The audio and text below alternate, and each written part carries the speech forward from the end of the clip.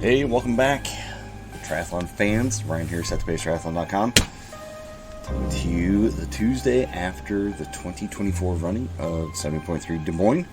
If you haven't heard, we're doing it for 2025. It will only be a half. I know they did a full 2 years ago. I'm not sure if they were going to bring the full back, but we're getting prepared for 2025, which will be the half again. Not sure if I'm going to do it. Super convenient for me living here in Kansas City to drive up and do the race and then basically drive back the day of. Did it with family this time, so it was wonderful to give the reins of driving home over to my wife. So she drove. I tried to sleep, but we had a couple rowdy kids in the car. It didn't really work out all that well. But anyway, the point of this video is I want to jump in and give you guys some information. I've got my doing this live. I've got my window pulled up. There are comments coming in.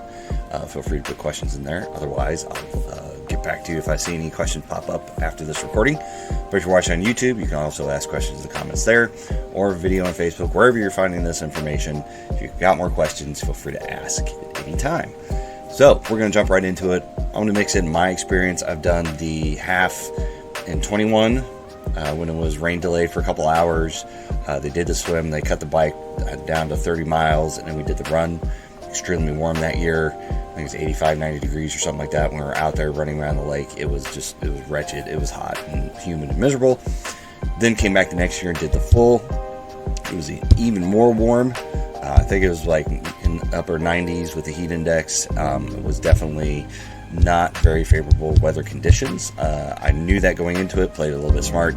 But this year it was actually, I think the high was somewhere in the low 80s.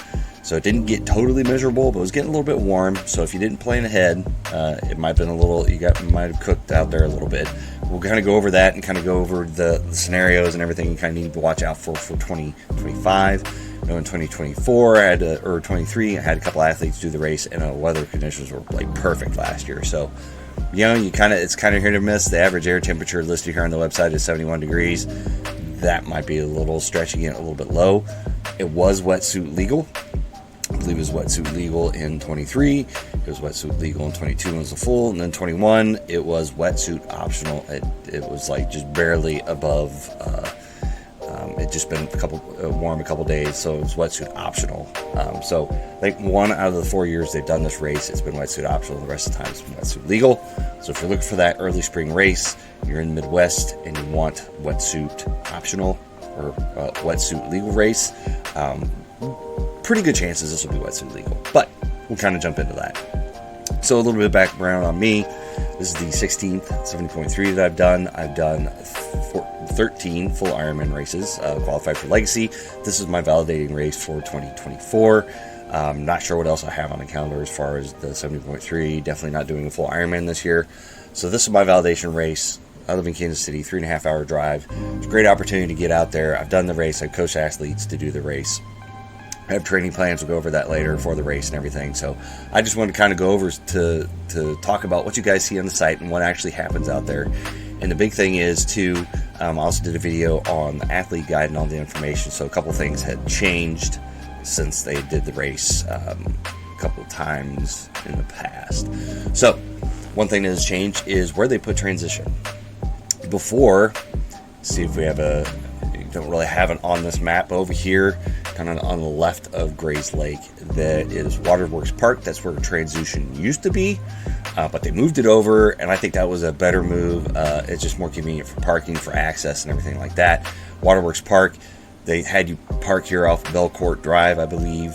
There's some industrial complexes areas, large, ample parking back there, but it is kind of a hike if you get stuck over here to walk over to transition, especially when you had to park here and then walk up this hill and then walk back down Fluor Road to get back to Waterworks Park for transition or anything like that. It was kind of a pain in the butt. So they moved over to transition, and I think out of the 3 times I've done this race, 2 times it was over in Waterworks Park. This time it was over in the actual park area around Grays Lake. I kind of like it here a little bit better. It just seemed more accessible to drop your bike off, more accessible to get to and everything. So be aware of that. Transition has changed. I would assume that they'll keep it there for 2025. I think it went pretty well. So I think it's a change they're going to keep.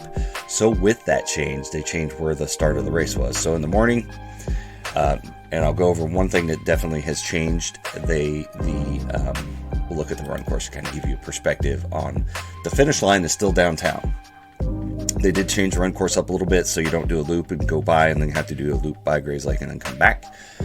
But the finish line is downtown, and in Cowles Commons is where your packet pickup is, Ironman Village and everything. So basically everything was kind of parked here downtown and then transition and is all the way down here at Grays Lake. So that's a little bit of a just logistics problem, because the past 2 times I've done this event, either the full or the half, I've stayed downtown. It's convenient for walking to Ironman Village. They got restaurants, they got food. There's a Hy-Vee grocery store that's pretty close to the finish line. So if you need groceries or anything like that, it was pretty convenient, but it was not as convenient to get over here to transition area. I mean, even if they had it at Waterworks Park, it was still kind of inconvenient to drop everything off. But the one thing that they did not have shuttles for athletes from the finish area to transition. So that would have been super helpful. This year I had to drag my wife out of bed so she could drop me off and come back here and park and then get all the kids and do all the spectating things. So that was one thing that was a little bit different. They did not have that shuttle service in the morning to get you from if you stayed downtown, to get you down to the transition and start area.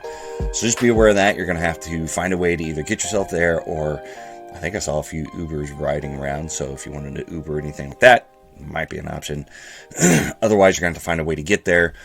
Like I said, there's plenty of parking in these industrial complex areas. Just give yourself plenty of time to park and walk over to the transition area. Like I said, I had my wife just drop me off here in the back. There's a close little parking lot, and I just kind of walked through a little grassy area. Right there, transition, not a problem. But just be aware that shuttle service does not start. It will bring people to the finish line at 7 a.m. So if your spectators down there and then they want to get to the finish line, they can.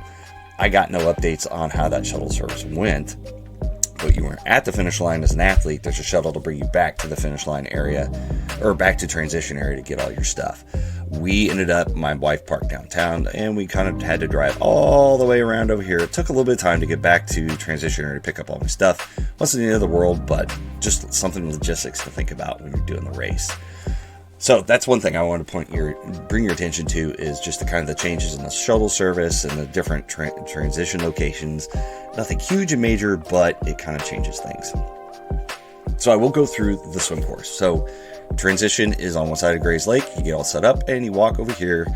Yeah, you have to walk. It's not the end of the world. It's a little bit far, but I walked barefoot. Didn't have a problem. There wasn't like rocks and pebbles and everything to worry about.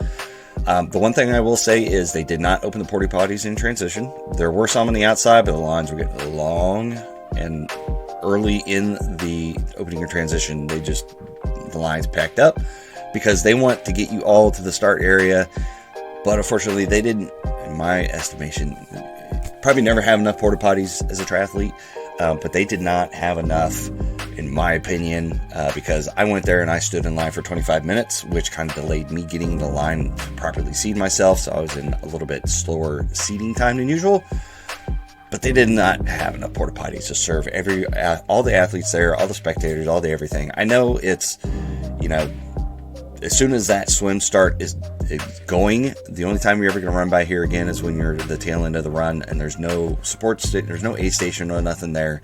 So they just have the porta potties just there for the start. I understand logistics and everything, but there's just not enough porta potties to be conveniently timed for all those athletes. Dump all your stuff, get transition set up, walk all the way over here, find a porta potty. They needed more. I think they needed to open the porta potties in transition, just because you get there and the big hurry is to get there and get set up. Then you got to go to the bathroom. If you have to wait in line, I mean, the line was ridiculous. It had to be like 30, 40 people deep by the time I left transition to go get set up at the start area. So just be aware of that. Give yourself plenty of time to go to porta potties. Make sure you get all set up and get over to the other side. I will say I was dinking around with my front wheel because I wanted to put some air into it. Unfortunately, let all the air out, and my valve stem was acting up. Luckily, they had bike support there. Luckily, I got there as soon as transition opened up, so it was not a problem to go over there. They had an extender that they just screwed on it, aired up my tire, and everything goes. So my point is, get to transition as soon as it opens up, get squared away, get everything set up how you want it. Give yourself some time. If there's an oh crap moment where you can't inflate your tire and you need to go over to bike tech support there in transition area, you've got the time. So just make sure that you've got plenty of time, you're not stressed out. So I got that taken care of. That did eat my time to getting over here and getting to the start area, which I mistimed. I also thought they were going to start at 6:30 and it was 6:45. I don't know why. I looked at the event schedule several times. Like I tell my athletes and everybody else, do as I say, not as I do. And I was a little bit off, but at the end of the day, they line you up at a chute according by its times. And basically, if you don't get in your right time, that chute is full. No matter how much you want to wiggle by people, we're just packed in that little chute like sardines. So I basically took off with the 45 to 50 minute people. Usually I'm a 30 to 35 minute swimmer for 70.3.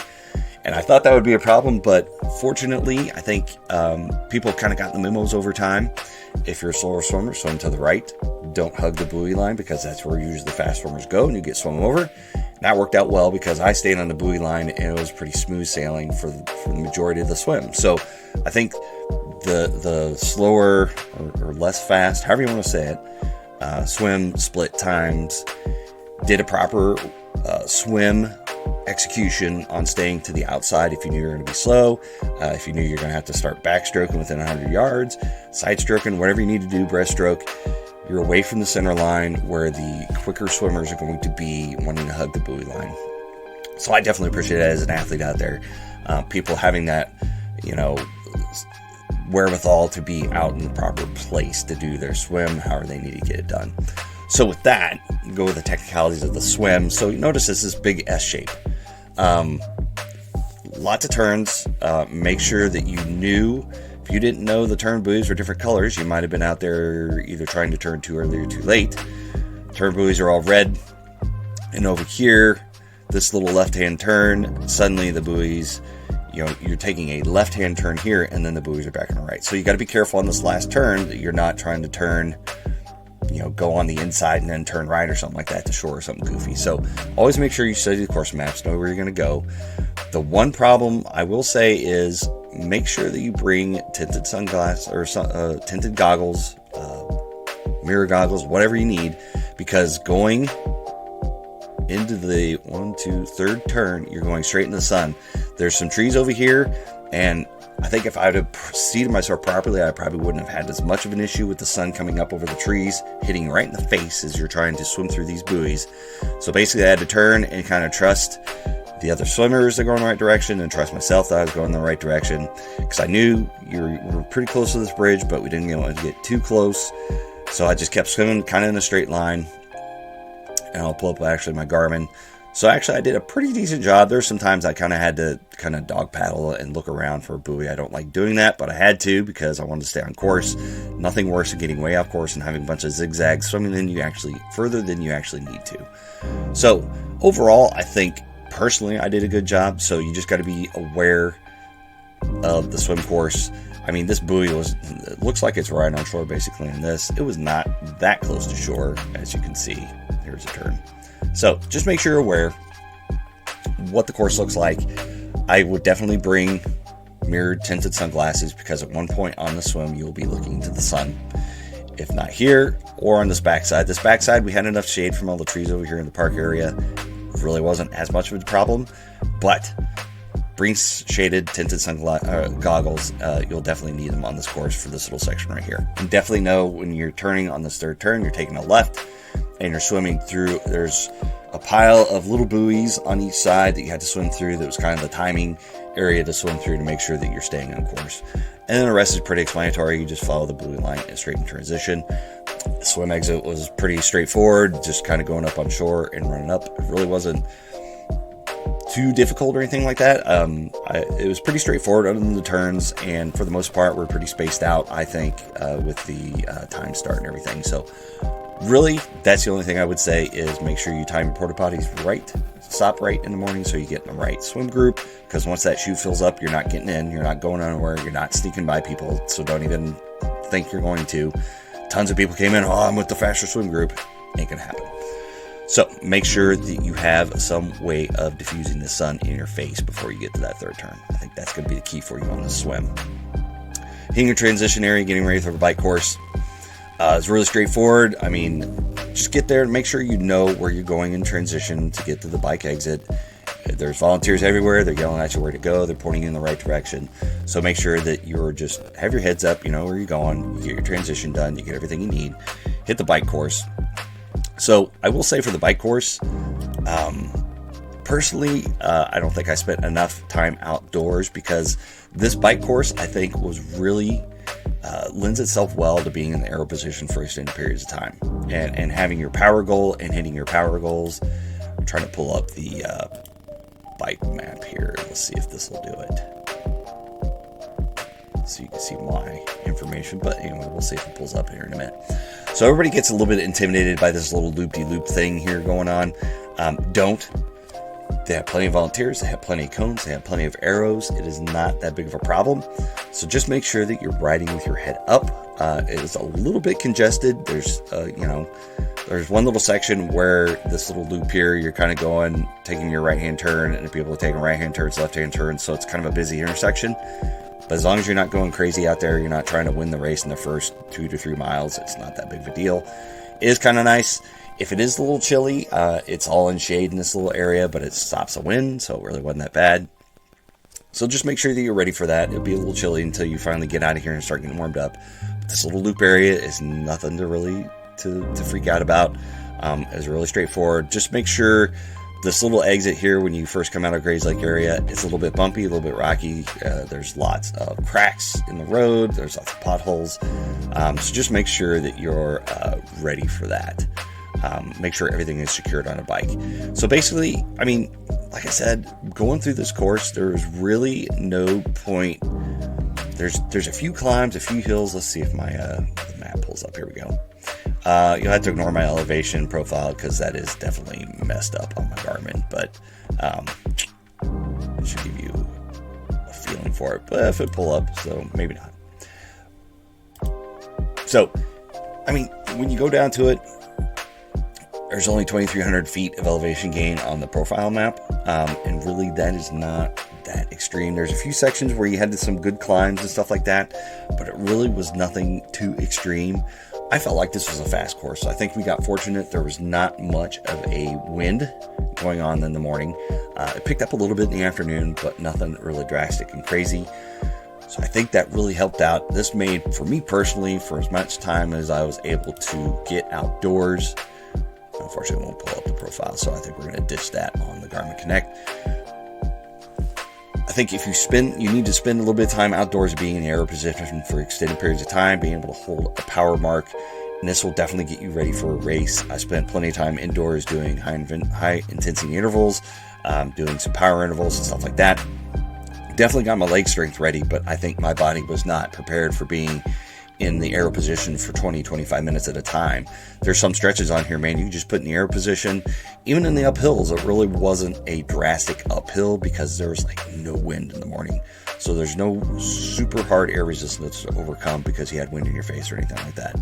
So this Veterans Parkway, I mean, you get up to this U-turn. Yeah, there's 3 U-turns, but it really wasn't that big of a deal. Really nothing to really sweat. I mean, there's just one little U-turn when you're coming back in the park area that's kind of a pain in the rear, but you have to get 56 miles in, so that's what you have to do. So definitely going around the airport, you know, it was a pretty decent hill, but really, like, if you just kind of focus on hitting a cadence, finding a comfortable spot, and getting up that hill, it really was not that big of a problem. Definitely not as, you know, here in Kansas City, we do have hills. So when I go biking around my area, there's a lot more challenging terrain than there was out there in Des Moines. And we've had our fair share of wind. So me personally, I think I was well prepared in this terrain in Kansas City for this course. It's really not that super hilly. Like, yeah, it looks like there's a few little climbs on here, a few hard climbs, but really it wasn't. I mean, it was just find that right cadence, pedaling up the hill, and really what helps out is the road conditions were pretty good for like 85-90% of the course. There's a few sections where they had some cracks, so you hit those cracks. If your bottles weren't on your bike good, they were going to fly off. Definitely when I was coming back into transition area going to Fleur Road, taking a left, getting on the road before you take a right back into the park, oh my gosh, they need to repave that road because I did lose a bike bottle, just about took me out. Luckily, it skidded to the side of the road, and a spectator grabbed it for me, handed it back to me, and I got it back on my bike and rode off. But just be ready. There are some sections that will be a little tough on your bike and kind of shake, rattle, roll your stuff if you're not secured. So here we go. So as you can see, if you want to believe my elevation profile, like, I think the profile is important to look at, not necessarily I did not reach 30,000 feet of elevation here. So, you can look at the speeds kind of slowed down. There's a few little sections here where you're riding out, you're uphill, a few little spots where you're slowing down a little bit, but really, it felt like a very fast course. I did not go out and kill myself. I'm going to look at my data. Let's see what average power, 191, max average power, 166, normalized power, 185. So I really was not killing myself. Average heart rate, 117 beats a minute. The only thing, like I said, I think the main thing is you want to make sure that you are comfortable in extended periods of time in the aero position. If you're not, if you're going to be up on the bars or something like that a lot, it's really going to slow you down a lot. I did have to kind of slow down and loosen up the back a little bit and do some twists and anything like that. So unfortunately, I think that kind of ate in my time personally, but for future racers, definitely spend that time, if you can, outdoors in the aero position for extended periods of time on your long rides. I think that will go a long ways into getting you comfortable for that bike ride, be able to take advantage of that bike ride. I don't feel personally that I was able to take advantage of it, just because I was uncomfortable for the first 30 miles or so before I really felt like I found my groove and found the right position on the bike. Again, I did all my training mostly indoors. I tried to get some rides outside, but just the weather and timing and everything just didn't work out well for me personally. But you're going to do the race, you got the time, get outside, long rides, aero position, make sure you nail it. And like I said, there's some sections of the road that's a little bit questionable, so make sure everything is nailed down pretty good on your bike. Personally, I didn't have any problems with flat tires or anything like that. And like I said, like 90% of this is solid pavement. It is good, smooth, and that's probably what lent itself to being a faster course, is the condition of that pavement. So definitely a good bike course, and I did better than I thought I would. After the first 30 miles, I thought it was going to be miserable. Got out to the end of the bike ride, and for me, a 19.5 mile per hour average, after feeling like not great, I'll take that any day of the week. So, coming to transition off the bike, try not to drag this out too much further so we get you the good information here.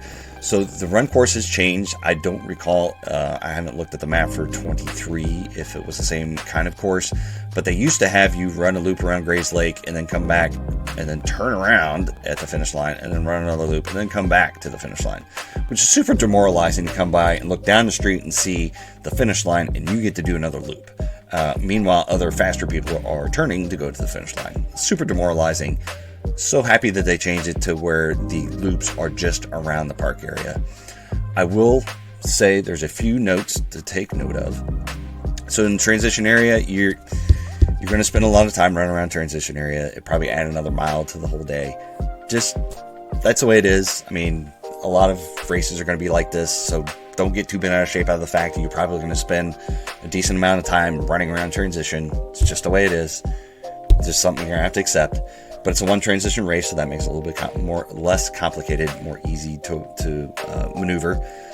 But once you get on the run course, so you run out, you hit the bridge, which is nice, because it used to be you go the other way on the bridge, and this way you come out over the bridge, and then you run into Waterworks Park, and you run a loop around it, and there's a couple of aid stations in there, and you come out, and then you run this back stretch on this trail system.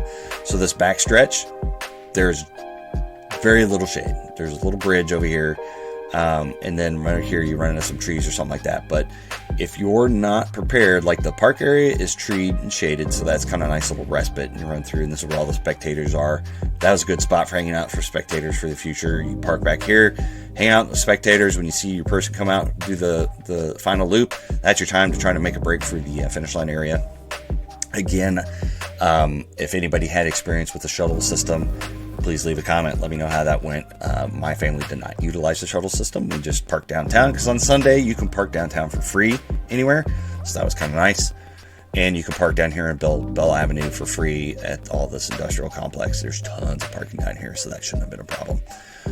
So for the run course, unshaded until you get to this little section here, back around the transition area, and then you come back out. There's a little shade going on here, and then you run all the way out to the U-turn. The aid stations were well supported. There's tons of people around the park area. Is great. It felt a little desolate here at the U-turn, but there's a few little super fans, spectators out there with a Yeti costume, making it interesting. Diamond Bikes was out here at this U-turn, and they had an awesome turnout. They were rocking it. They had tons of people over it. They were keeping the energy alive. So that was kind of nice, kind of coming out here this lone little stretch and be able to come back. But really, it looks like a long ways when you're looking at it, but when you've got 2 loops, it's really not as far. I mean, it's maybe a mile out, so you got 4 to 5, so maybe a mile and a half out and back, so not even a 5K. So really not that bad. When you come in here and you switch over and you do your second loop, you come through, do your U-turn, you come back in. So this is nice because once you come back in, you get to hit the chute for the finish line area, and then the only real climb is up Fleur Drive. Let's see if this will pull up quickly at all. Probably not. So I will say this is I mean, you look at the gain is 299 feet. So basically most of it is going to be over here on this little bridge where you go over the river. That is where most of your elevation gain is going to happen. Yeah, and Garmin Connect I don't want to play. So I think the key is make sure you're hydrated well on the bike, because it did get a little warm out there and you're going to get sun. I sprayed myself down in T2 with tons of sunscreen. I had the spray bottle with me that I put in there. Just hosed myself down, hosed my hands down, got my face and everything. That way, I got a little tan going on for my watch, but other than that, I did not come away. I made sure that I lubricated all the sensitive areas, made sure I did sunscreen in the proper parts. So at the end of the day, I'm not chafed, I'm not sunburnt, I don't feel like poo. I was tired, I was worn out, but I wasn't running through trying to battle all the feelings of I'm sunburnt, I don't feel good, I'm chafed, and all these other things. So if you could take care of that in transition and make this a little bit more manageable, definitely take your time in transition and do that. But basically, out of the 2 times I've done this event, 1 time as a half, 1 time as a full. The full was all down here too, and we did this like 3 loops. It was wretched to come back for the second loop, to run by the start line area and come back over here and run it all again. It was mind-numbing. I like this course much better. You get to spend a lot more time down the kind of park area, especially for spectators. They don't have to keep running back and forth. It was nice that once they saw you come out for this little section, it gave my family enough time to go over here, get parked, and then come down and cheer me on at the finish line. So I like this setup better. I hope they keep it for the future. I enjoyed transition being over here much more than Waterworks Park, because it was a pain in the butt to get all the stuff there, all the people there. This one, there's parking lots right by there. Dip in, get your stuff, dip out, and you're good to go. We went back to our hotel downtown. I showered off, got the car, drove all the way back over here, which was a little bit of a pain. Got my stuff, hit the road. Easy peasy, lemon squeezy. Nothing to really sweat. So really, for the run course, I think the key is going to be to make sure that you hydrate well on the bike. Make sure you bring sunscreen, because you're going to be exposed out there. Make sure you got enough nutrition on the bike as well, because I personally, let's see if it'll pull up my Garmin Connect stuff. I had the ability, like the first few miles, I was not feeling super great. So I was kind of slowing down a little bit faster than my normal pace. And then I kind of felt a little bit better. I was able to kind of, I think for the most part, I negative split the race. My average heart rate was 142, which is the high zone 2, low zone 3 for me. Average run cadence of 90 strokes per minute. Aerobic was overreaching, whatever. Tempo, effect, all that kind of good stuff. Average pace is 818 per minute per mile. So I think there's enough aid stations. I walked every other one just to make sure I got hydration. Every aid station, I just doused myself with cold cups of water. I didn't even have to use ice, really. So keep that in mind. I think, let's see if it has the temperature on here. If you can believe the temperature. So we're like 86, 82 degrees, average of 83 degrees. So it really wasn't super miserable or anything like that. So definitely don't pay attention to the weather. Just make sure you're prepared. I think that's the key. But the run course is super flat except for this bridge. So save a little bit for that bridge at the end so you don't crap out. And then when you're running through downtown, everybody's cheering you on or everything like that, it kind of sucks to walk in this portion because you're like open to all the spectators and everything. And then be ready for the finish line. Really, there's nothing, like I said, I think you prepare your run on the bike, make sure you're hydrating and getting the proper nutrition. So make sure you're doing that on the bike. And when you are running, make sure that you're properly utilizing the aid stations.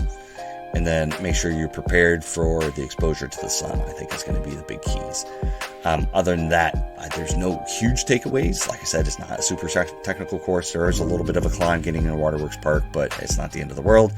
Like I said, the bridge is the biggest climb of the race, and that's towards the end, and you only have to pass it once to really be prepared for it. So hopefully you stuck with me this long, or hopefully you've watched through this video to give you kind of ideas and things to look for 2025 if you choose to do the race either again or you do it for the first time, maybe your first time doing a 70.3 or something like that.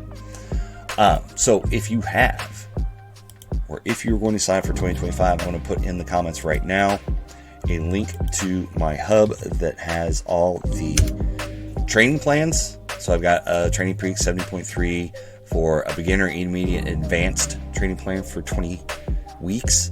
I have made a code for that, and I will post that in the comments here after the video.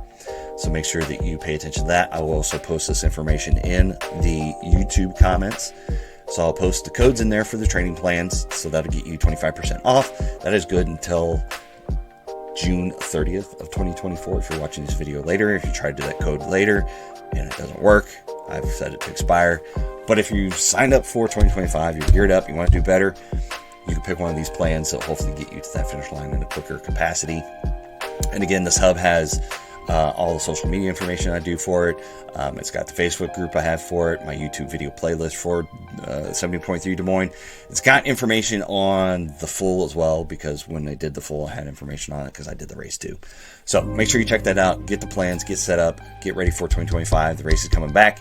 I don't know if I'm going to sign up. I mean, this made a case for coming back and trying to do better, because that bike course, I really like that bike course. I just don't think I was as prepared for it as I needed to be or wanted to be. So other than that, that is going to be the main tips for 70.3 Des Moines. Coming back June 8th, 2025. If you signed up, you got questions, let me know. Help you out any way I can. So with that, we're going to wrap this video up, and we will see you in the next one.